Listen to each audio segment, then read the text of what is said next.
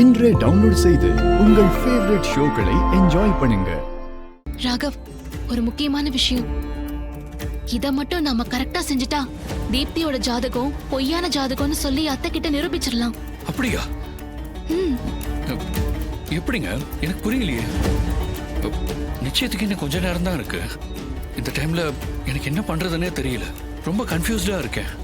சரி, என்ன செய்யணும்னு நீங்களே சொல்லுங்க. நீங்க தீப்திய தனியா கூட்டிட்டு போய் எப்படியாவது பேசி அவ பிறந்த தேதி நேரம் இதெல்லாம் மட்டும் கேட்டு வாங்கிட்டீங்கன்னா போதும். ஏங்க, அந்த இன்ஃபர்மேஷனை வச்சு என்ன பண்ணுவீங்க? அத நான் எனக்கு தெரிஞ்ச ஜோசியர் ஒருத்தர் கிட்ட கொடுத்து அவரு கம்ப்யூட்டர் ஜாதகம் எடுத்து கொடுப்பாரு. பிறந்த தேதியும் நேரமும் மட்டும் போதும். ஒரு 1 ஹவர்ல மொத்த ஜாதகத்தையும் எடுத்து தந்துருவாரு. அத அத்தை கிட்ட காமிச்சு அவங்களோட ஜாதகம் போலி ஜாதகம்னு நிரூபிச்சிடலாம். வாவ், சூப்பர் ஐடியா இசை. தேங்க்ஸ். சரி, நான் உடனே அந்த டீடைல்ஸோட வரேன். சரி.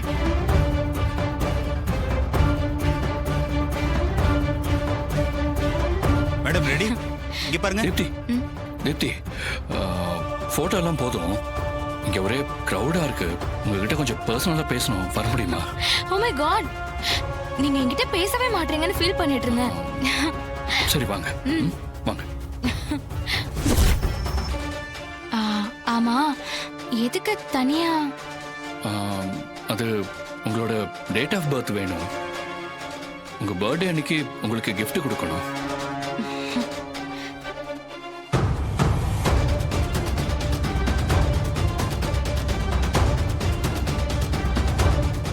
அது என் பர்த்டே செப்டம்பர் 13. வருஷம் தெரியணுமா? சொல்லவா? பிறந்த நேரம், வருஷம், எந்த இடம் எல்லாமே தெரியணும். பிறந்த நேரம் மதியம் 2:35. பிறந்த வருஷம் 2002. இடம் சென்னை வலசரவாக்கம்.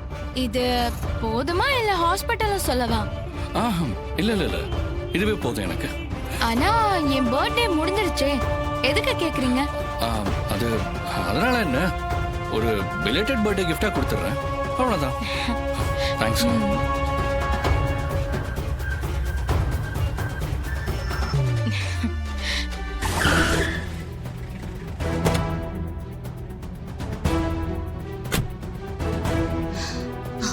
அண்ணா, இதுல பிறந்த தேதி நேரம் எல்லாமே எழுதி கொடுத்திருக்கோம். Okay madam. இந்த டீடைல்ஸ் நான் சொல்றவங்க கிட்ட நீங்க கொடுத்துருங்க.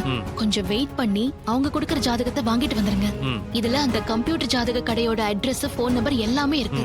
கொஞ்சம் அவசரம்னு சொல்லுங்க. சரிங்க மேடம், நான் போயிட்டு வந்துறேன். சரிங்கண்ணா.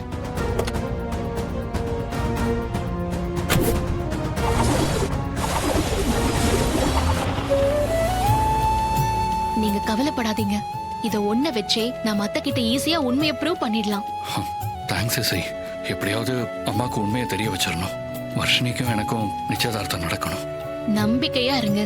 உண்மையான உங்க காதல் மேல நீங்க நம்பிக்கையோட இருங்க. நிச்சயமா நீங்க என் தங்கச்சி கையில தான் மோதிரத்தை போடுவீங்க. அது கண்டிப்பா நடக்கும்.